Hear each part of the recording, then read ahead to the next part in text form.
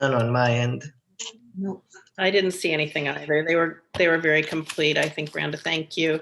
So do I have a motion to approve the minutes, please? I'll make that motion. Thanks, Rebecca. Mr. Mayor, will you second? I will second. Excellent. All in favor, say aye. Aye. Okay, we're good. So let's move on to our financials. Brenda, could you screen share, please?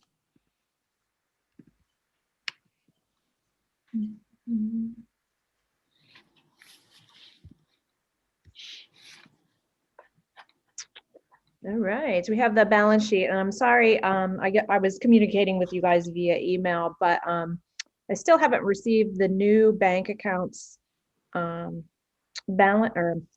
statement for December, and I was wondering if it was sent to either Betsy or Kamal, who are the signers on the No. account. Okay, so I'll check in with the bank and see. I haven't logged on to the accounts online, but I know how much money and everything is in there because I've been doing the deposits. So these are up to date as of January 8th. So in the Bank of Greene County, we have $30,152. And in our Trustco account, I had left a reserve in there. So this coming month, I will transfer that $10,978 into the Bank of Greene County. So that gives us around $4,100 in cash assets for now. Nothing has changed in the last month. And again, the audit, once again, is supposed to be finalized this week. They're trying to get it for today, Tuesday, but Matt Vanderback, our main auditor, got pulled into another project that took priority. So he is working, he's already got the final draft from his assistants, and they're putting it through quality control. We'll have a draft to look at later, hopefully later this week, and I'll route that to everybody so that you can look at it. Once that is finalized, they will give me the journal entry so we can clean up our balance sheet. Remember, I've been complaining that there's some redundancy and everything on there. That'll get cleaned up. And then once that is cleaned up, I will move our account in the desktop version of QuickBooks to an online version of QuickBooks so that everybody can have access to see where we are. And it just makes everything a lot easier. Starting from scratch, get everything cleaned up so everything is representative of where we are.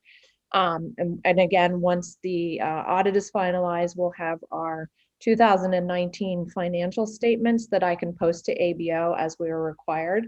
And that takes a little bit of just computer work, but it's not too taxing. So as soon as I get them, I'll put them up so that we're in compliance with everything. And the city needs those as well, is that correct? Correct, yeah. I feel horrible because I've been talking to Heather and trying to get things wrapped up as quickly as possible. But with the holiday and everything that's been going on in our lovely COVID 2019 year of, or 2020 year of whatever, everything's just been delayed. Yeah. Okay. All right, thank you, Brenda. Welcome, Marie.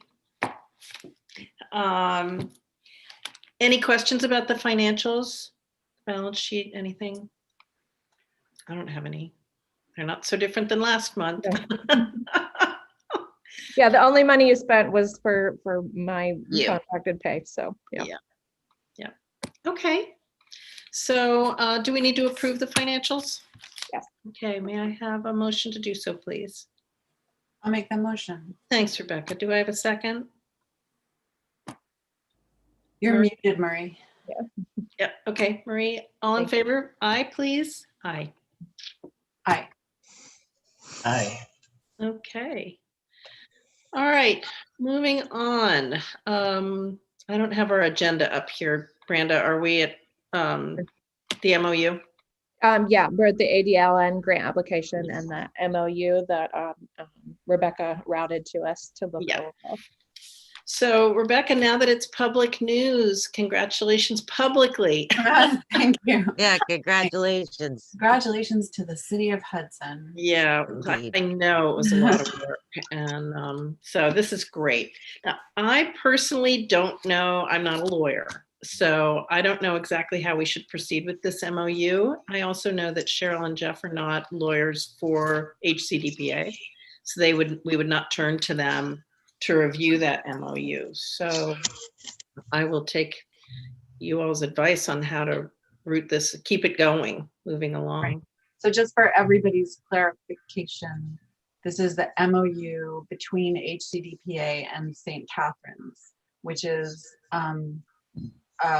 going to be providing a service to the city.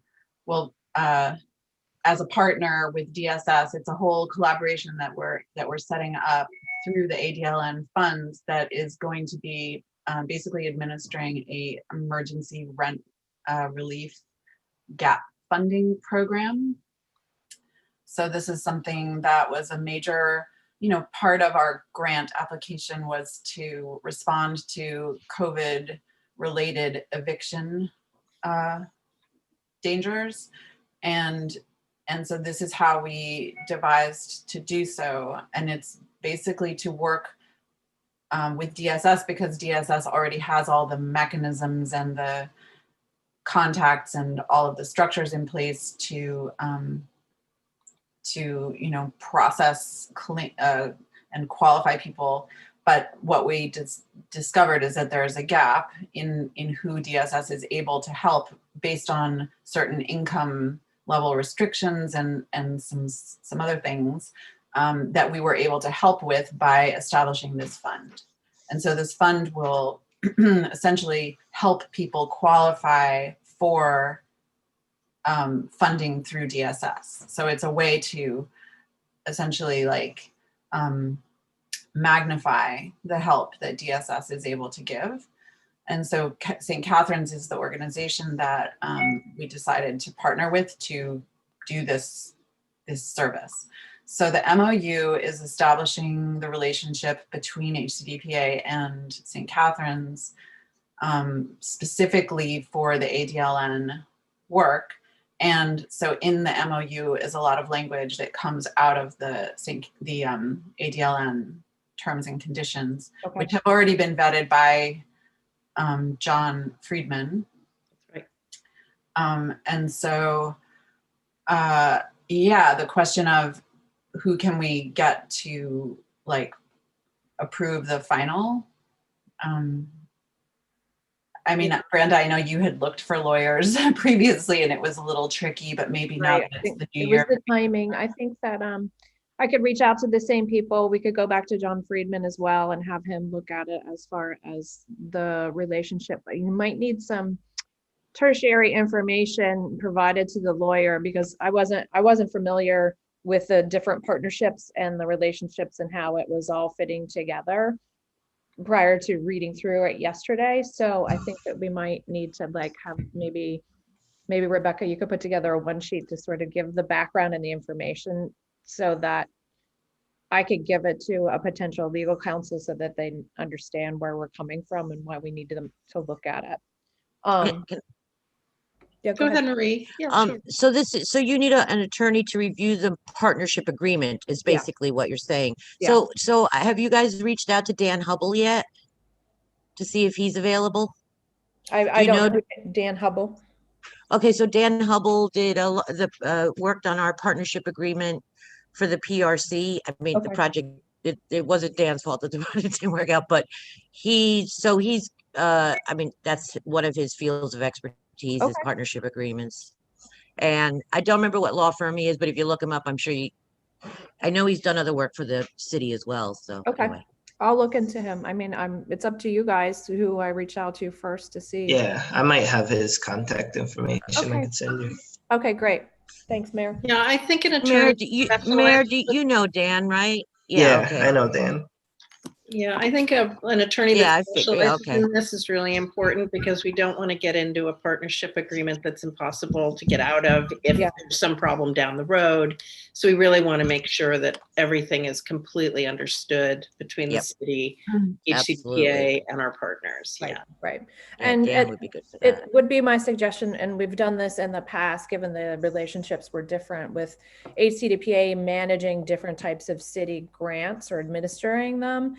I mean, the city's attorneys always looked at the MOUs to make sure that all three parties were kind of in agreement to make sure. So we might Yeah, also. I'll reach out to Cheryl, see if she can take a look at it too. We might Um, also need to have an agreement between the city and HCDPA and our own sort of mini MOU to make sure that, you know, everybody's roles are defined in that way as well. Okay.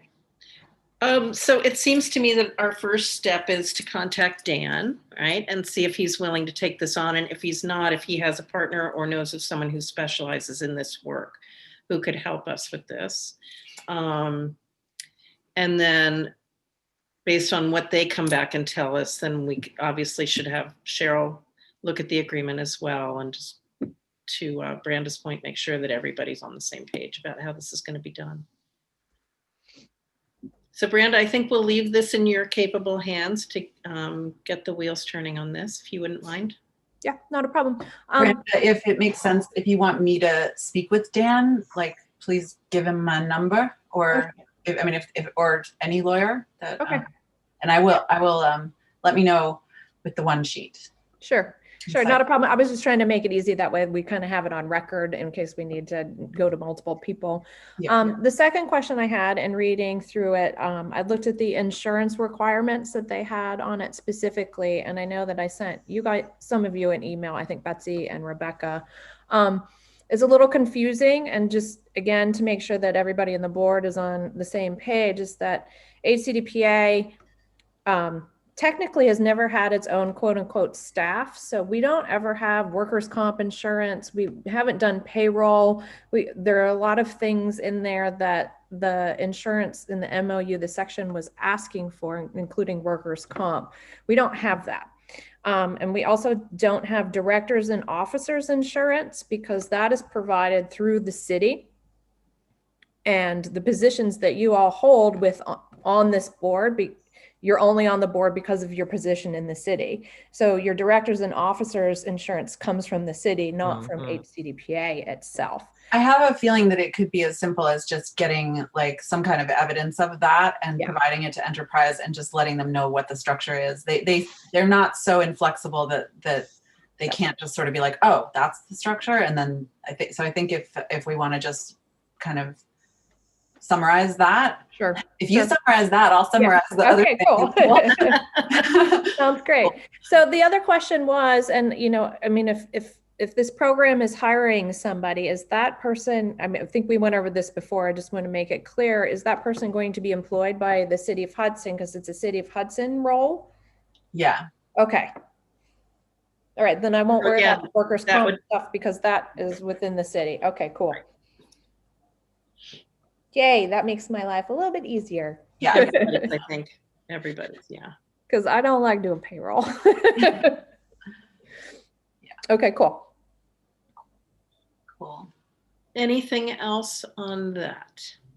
I don't know if this is the right time or if it should be in the new business, but I did want to just talk about our advanced reimbursement request that we're meeting together. I've got a request into Enterprise to, you know, define for us exactly how they need that information. But meanwhile, I thought if I could share my screen for a second, I can show you the actual budget. Which is, hold on, I have to make sure it's up there somewhere.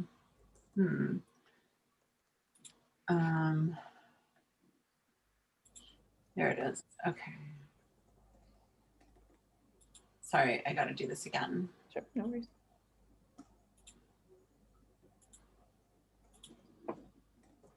Okay, so this is the ADLN program budget, which you can see is broken up into quarters.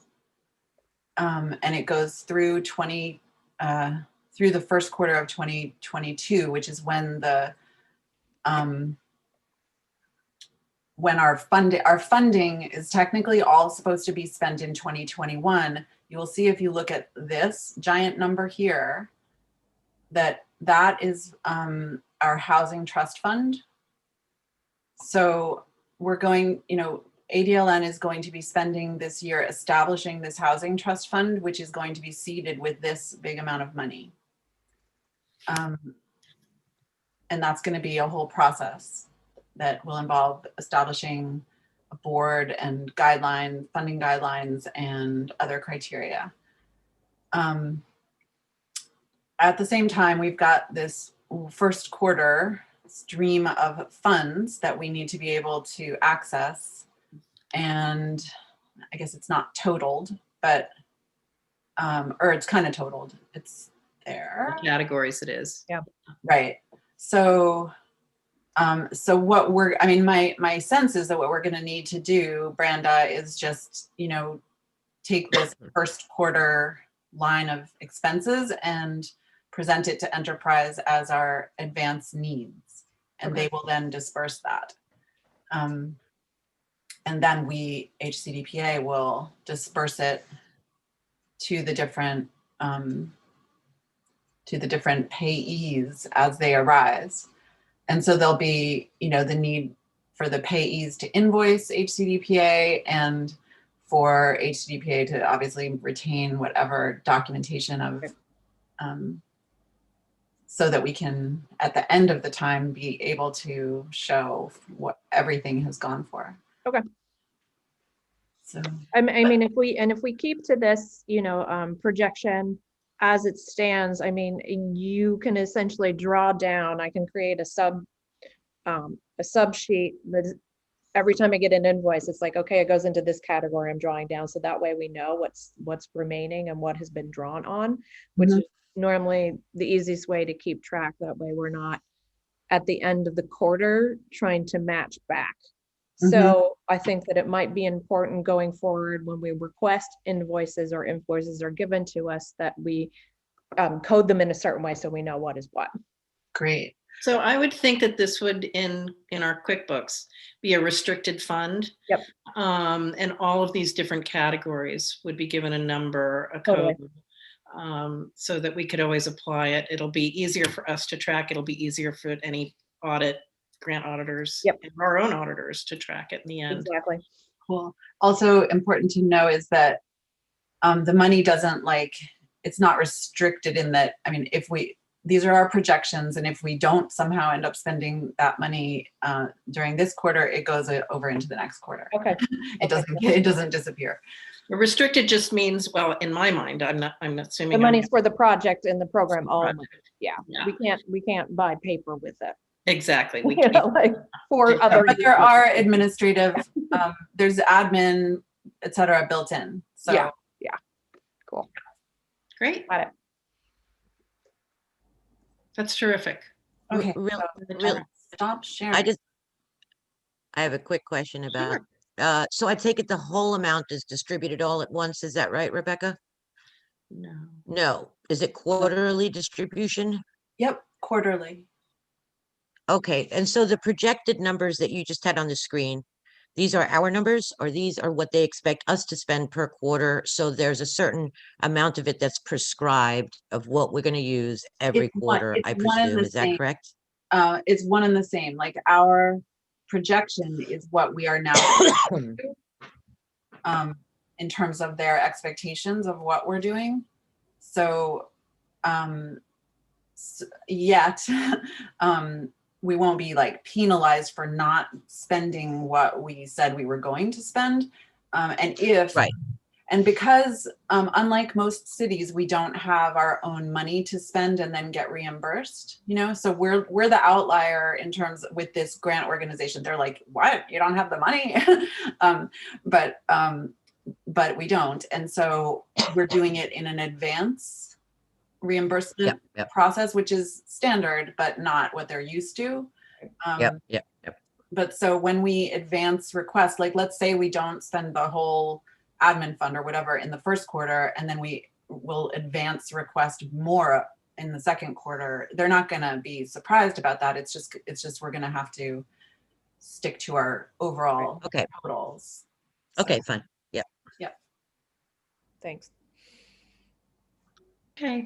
Any more questions about this? All right. This is exciting. Be good. Little work for Branda. So let us know if it works out. If it works out well, either way, with the attorney. Yeah, I will. And, if we need to help find a partnership attorney, I'm happy to help you do that. Okay, what is next on our agenda? Sorry, I don't have mine up. Yeah, we just had updates about the Fair Housing Coordinator. Yep, so that's Tiffany and Rebecca. I Anything? can, I have some updates. So we had, I've been, hmm, no, I'll speak when you're done. okay. We talked about it in the December Common Council meeting. I brought up some questions about the language of how we can revise it in the city code. And I've just been trying to investigate that, and that's been interesting. I've just been bouncing around basically from office to office a little bit, but I've spoken with some people in the Fair Housing or the Human Rights Commission in Suffolk County, and have some calls in to people in the New York City division.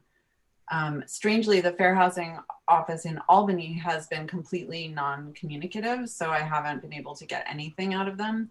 But basically, it looks like, my concern is just that we don't do anything in our code that would essentially render the position like moot. Because I think that the question is going to be enforcement, as it is with other things. The question is like, okay, we have a fair housing officer, but how do they have, what happens when somebody uses their services, gets advice from them, and is found to have like an actual grievance? What then? So what I seem to have found out so far is that the purpose of the Human Rights Commission, which is in our current city code and everything I've investigated, there is a Human Rights Commission that goes along with this fair housing officer role. And I think that the purpose of the Human Rights Commission is to basically be like the enforcement or assist with that. So I just need a little more time to find out exactly what we need to do with reference to enforcement. That's what it is. So would that be a commission appointed by the mayor, I would assume? The human rights, if we put together a commission? I think so. I mean, and my sense is that there must have been one at some point because it's in the city code. That there is one, but I don't know how long ago was the last time there was one. So, and there's the pot, I spoke to a lawyer who was basically indicating that what can happen if there isn't something built in the code that explains how the enforcement works, what will basically happen is just that a person who is found to have a grievance will just have to have what they called like private right to recourse or something, which basically just means they have to get their own lawyer. Yeah.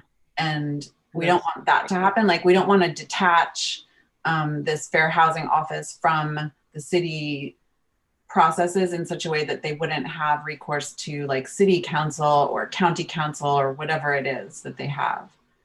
So yeah, that makes perfect sense to me because it's a tiger with no teeth the other way. Right. So I'm on that. Tiffany, did you have anything to add? Just that Rebecca and I have been working really hard on the subject matter and communicating to people within the city who would be interested in the position. So far, we've been getting great feedback because it's a position that's needed.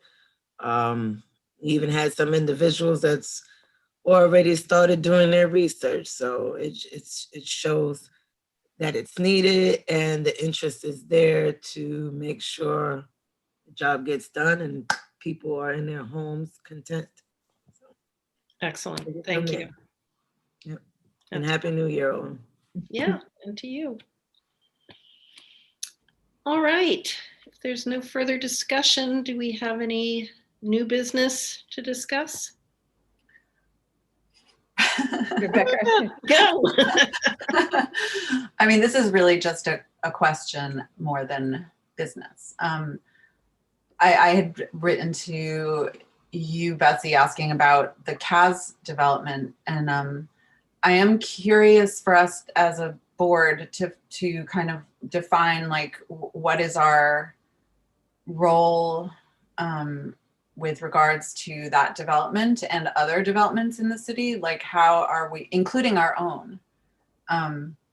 You know, I mean, we've talked in the previous meetings about the properties that HCDPA owns and how are we going to move forward with, like with essentially, you know, assessing those properties' value as affordable housing development sites, and how are we going to, like, basically, you know, so now one of the major things that's going to happen pretty immediately with the ADLM funds is we're going to be able to hire the affordable housing timeline development person, and that's going to happen like hopefully like right away. Oops, Betsy, you're gone. I'll be right back. I'm just trying to find a memo from Bob Rasner. Okay. And so once that person is, you know, in action, the affordable housing timeline developer, then HCDPA, I feel like it's really upon us as a board to understand what we have to offer to that timeline, or that pipeline, I should say, really. And so this is just by way of me saying, I feel like there's a couple of processes that are ongoing in the city right now that we need to really be part of. And so I brought up the CAS one because, you know, that's going to be major, and it's so important that it be done in a collaborative way, but there's the danger, you know, that it might not. So, and I know the planning board has extended itself to HDC without any response, perhaps. Well, it hasn't been silence, but it's sort of been like, thank you, we hear you. And so I did write Bob Rasner, and he referred me to their December and their November board minutes, which are published. So we always have that to look back on. And they have put together an informational package on the Montgomery Street, which is what they're calling CAS, a description of the property. Branda, has that been posted yet? Yeah, it's on the Hudson First website. Okay. All Yeah, right. it's on the front page of the Hudson First website. Perfect. And just so you know, I'm put on my other cap now.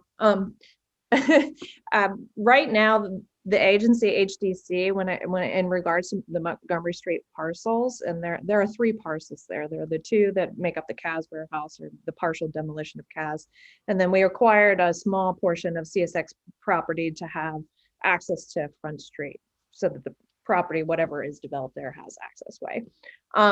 Right now, we're just receiving interest. There's no plan, there's nothing. We're just waiting to see what kind of people are interested. So the package that we put out that Betsy is referring to is essentially the nuts and bolts from the previous RFP that we had done. So the project scopes are unlimited. It's what ideas are going to come to pass.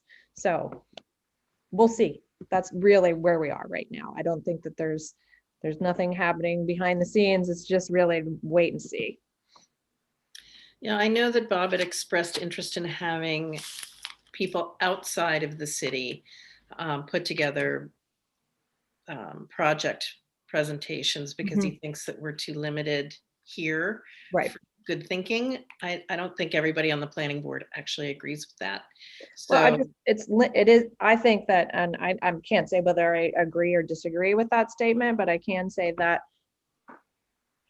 we haven't received any interest, given it was a strange year with COVID, but there hasn't been active interest from any developer, whether they're doing housing or job creation or something else. We just haven't received anything from people within town.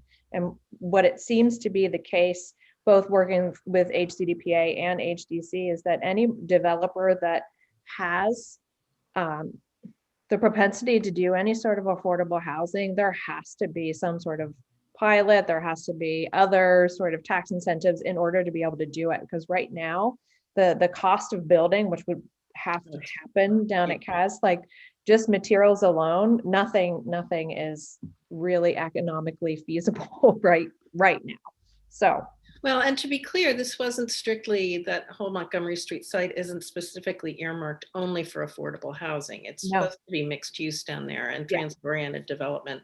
So there are a lot of pieces of it based on the DRI that are interesting. And I think at a certain point, this certainly isn't our purview, this is the purview of HDC, but I think they're going to have to reach out to the Repcos of the world or the home leasings of the world to gauge interest from people that actually do this kind of work. I'm not sure that we have a broad enough reach to interest the right people without a little bit of outreach on our own.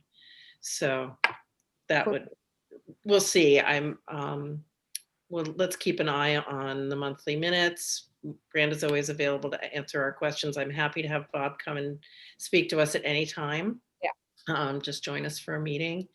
So, but I'm with you. I'm really interested in what their thinking is about that and how we should proceed, because my personal nightmare, and I think the feeling of most of my colleagues on the planning board, is to hand over that huge site to a single developer could really be bad news for the city.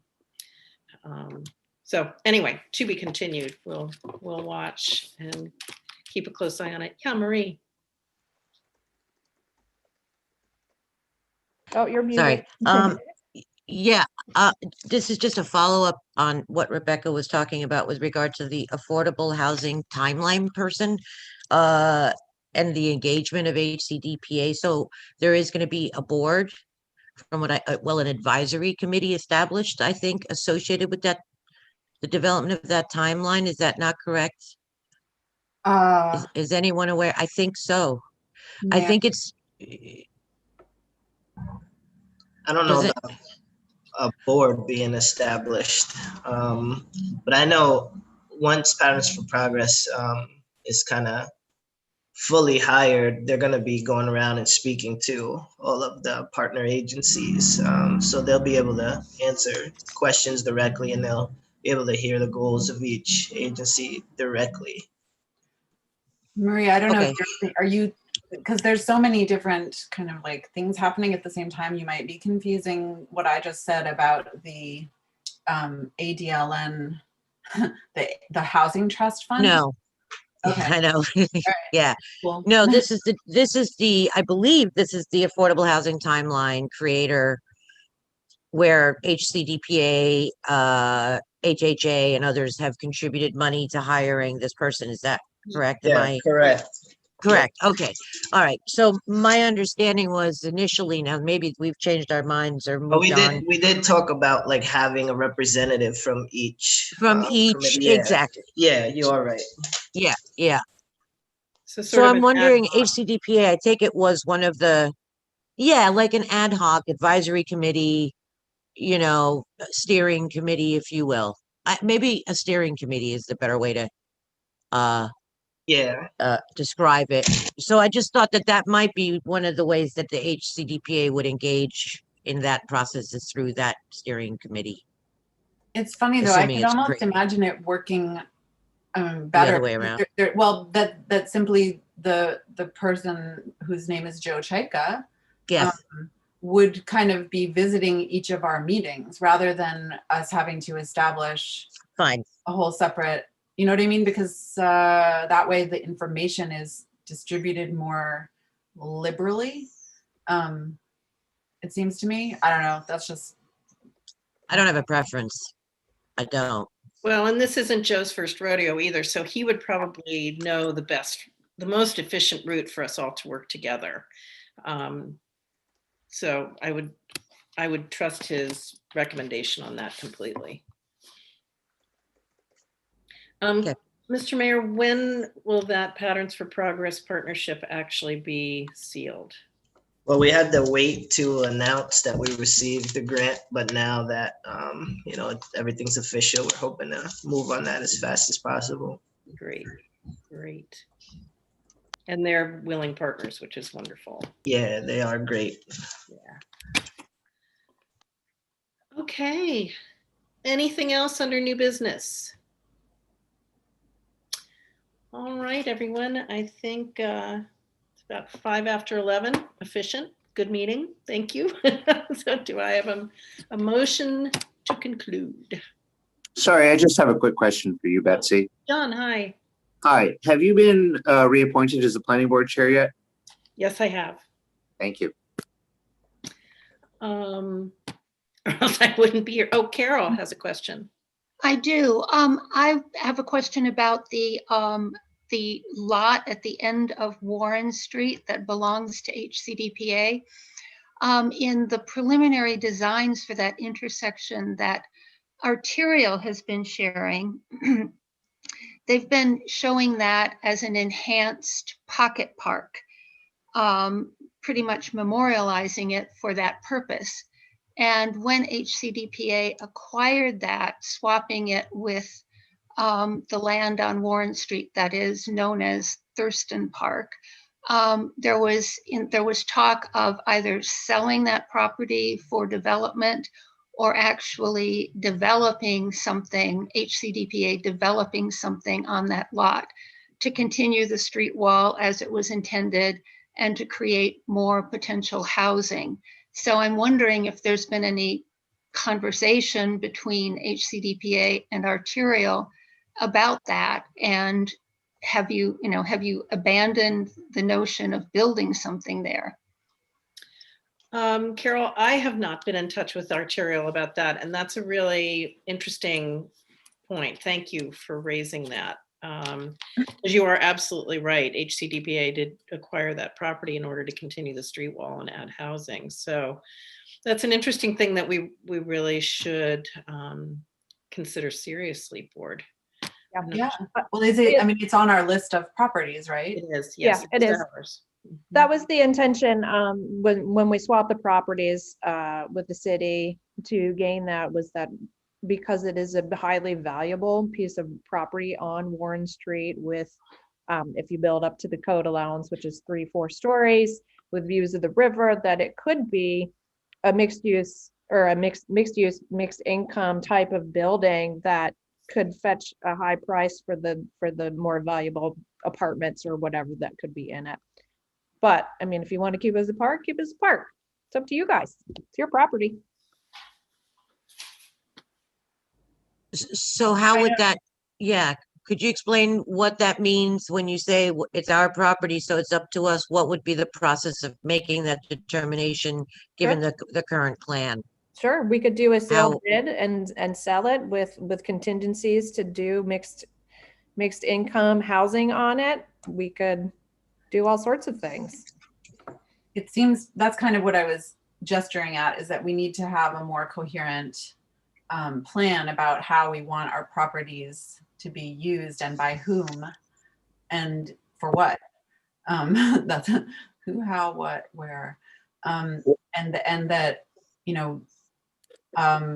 a property like that would be potentially a really important part of a larger package of properties, some of which are not as necessarily like easy to develop or desirable, but so that property could be really important in attracting a developer, Right.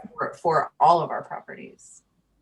Yeah, And particularly. I just wanted to also point out that in the presentation last night, there was this like really brief thing on one of their slides where they said something like, we have to figure out what kinds of developments are happening in the future.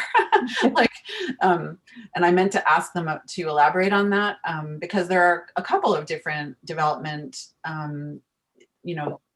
things that are coming down the pike that will affect their plans. And so, that's yeah. Well, this is actually a topic that's really ripe for discussion, I think. And I'm not in a position to, off the cuff, really comment on it. But I thank Carol for bringing it up. It's a it's a really important corner. And how do we envision its future? So let's think about it. Let's talk about it with others. I mean, people, we all know everyone in Hudson has an opinion on everything. So gather a tremendous amount of information just by talking to some people that we know, see what people are thinking about the highest and best use of that land. And let's definitely put it on the agenda for next month, Brenda. Will do. Great, thank you. Cool. And Alia, you had your hand up. Do you still have a question? No, I don't. Thank you.